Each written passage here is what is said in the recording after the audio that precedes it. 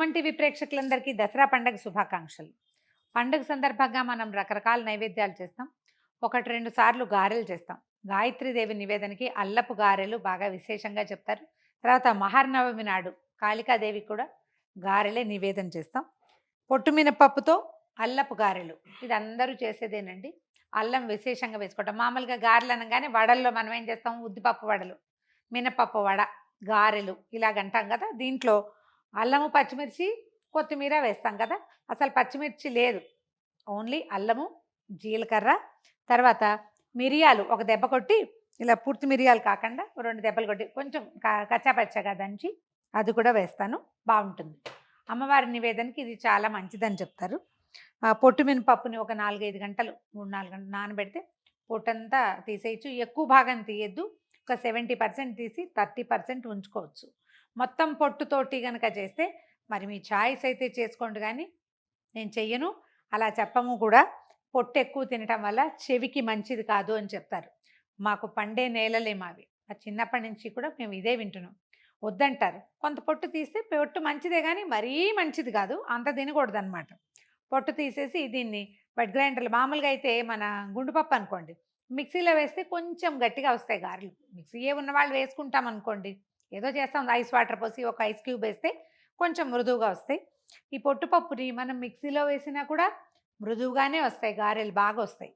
So పొట్టు తీసేసాను, grind కూడా చేసేసాను, గారెలు మాత్రం వేసి చూపిస్తాను. మిరియాలు కొంచెం బరగ్గా గ్రైండ్ చేశాను. పప్పు గ్రైండింగ్ కూడా చూడండి, కొంచెం పొట్టు కనిపిస్తుంది కదా. మిరియాల పొడి, తర్వాత 1 స్పూను జీలకర్ర, అల్లం ముక్కలు చాలా సన్నగా కట్ చేశాను, ఇవి వేసేద్దాం. ఒకవేళ ముక్కలు రావద్దు అని అనుకుంటే కనుక మీరు కోరేసేయండి అల్లాన్ని. కొంచెం లేత అల్లం అయితే కూర చాలా బాగుంటుంది. అల్లం కనుక ముదిరింది అనుకోండి, పీచు పీచుగా వస్తుంది, వేస్ట్ అయిపోయిన ఫీలింగ్ వస్తుంది మనకి, అదేం ఉపయోగపడలేదని.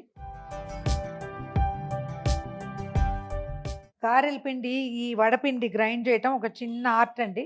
మొదటి రోజుల్లో కాస్త రాదు. మొదట గట్టిగా రుబ్బితే రాళ్ళలే వస్తాయి, లూజ్గా రుబ్బితే నూనె లాగేస్తాయి. ఒక మధ్య మార్గంగా చేయాలి, ఎక్కువ తడి లేకుండా చేత్తోటి కొంచెం ఒకసారి మొత్తం కలిపేసుకుందాము.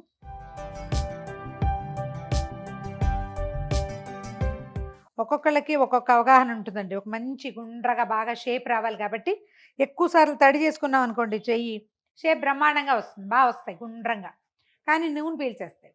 అలాగని గట్టిగా పిండితే పిండి గట్టిగా ఉండిపోయిందంటే రాళ్ళల్లే ఉంటాయి. అలవాటుగా వారం వారం చేస్తూ ఉంటే ఆ పని చేయటం వచ్చేస్తుంది మనకి. కొంచెం కొత్తల్లో కాస్త ఇబ్బంది అంతే. మొత్తం కలిపేసాము. రుబ్బేటప్పుడే ఉప్పు సరిపడా వేసాను. మనం నైవేద్యాలు పెట్టేటప్పుడు రుచి చూడకూడదు, అదొక సాధారణ నియమం. వేసి చూద్దాం. స్టవ్ హైలో పెడదాము.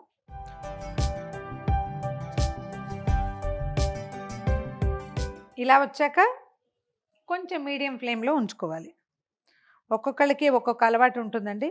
నాకు చేత్తో వేసే అలవాటు. ఒకవేళ పెద్దవి వేయాలన్నా చేత్తోటే వేస్తాను, కాకపోతే నాకు ఆ చేతికి రావు, పెద్దవి వేయటం నాకు అలవాట్లేదు అసలు. పెద్దవి వేయాలంటే ఇంకొంచెం ఎక్కువ పిండి తీసుకోవాలి, చేతి నిండా తీసుకోవాలి అంతే. లేదా ఒక అరిటాకు, ప్లాస్టిక్ కవరు, దేని మీదైనా ఇలా అద్ది వేస్తే మనకు కావాల్సినంత సైజులో పెద్ద పెద్దవిగా వేసుకోవచ్చు.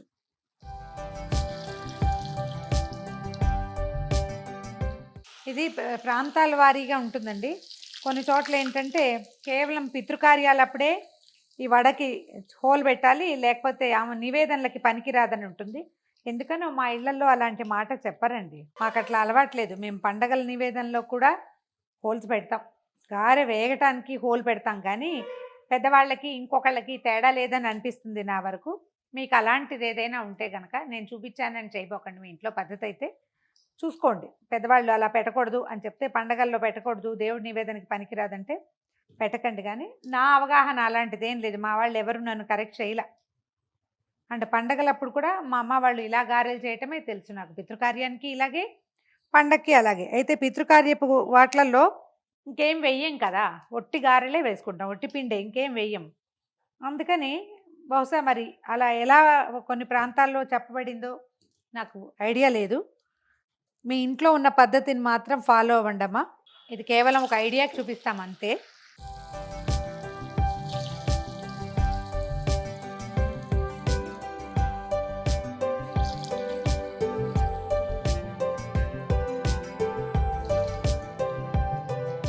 ఆఖరి వాయి గారెలు కూడా తీసిస్తున్నాం. గారెలు చేసేటప్పుడు పాత్ర పెట్టుకున్న నూనె కొంచెం తక్కువ పెట్టుకుంటే వేస్టేజ్ తక్కువగా ఉంటుంది. కొంచెం ఎక్కువ ఆయిల్ వేసుకోవాల్సి వస్తాం అంతే. మినుము తింటే ఈనుగు తిన్నంత బలం అని చెప్తారండి. ఎక్కువ ఐరన్ రిచ్ ఫుడ్ అని, ఈనుగు తిన్నంత బలంగా ఉంటామని చెప్తారు. అమ్మవారి నివేదనల్లో తప్పకుండా అంటే చాలా ఎక్కువ రోషంగా కనపడేటువంటి స్వరూపానికి ఇలా మినుము నివేదన పెట్టాలని చెప్తారు. మామూలుగా మాంసాన్నం పెట్టే పద్ధతి ఉండేది పురాతన కాలంలో. ఇప్పుడు మనం అవన్నీ పెట్టం. అందుకని దానికి బదులుగా మాంసానికి బదులుగా మాషలు పెట్టాలని చెప్తారు. ఆ మాష అంటే మినుము. అందుకని మహర్నవమి రోజున తప్పకుండా గారెలు నివేదన పెట్టాలి. ఆ నివేదన ప్రసాదం స్వీకరిస్తే అమ్మవారి యొక్క ప్రసాదం తప్పకుండా మనకి లభిస్తుందని చెప్తారు. ప్రయత్నం చేసి చూడండి. అల్లం ఎక్కువగా వేసి గారెలు వేసి నివేదన చేయండి. మరొకసారి సుమన్ టీవీ ప్రేక్షకులందరికీ దసరా పండుగ శుభాకాంక్షలు.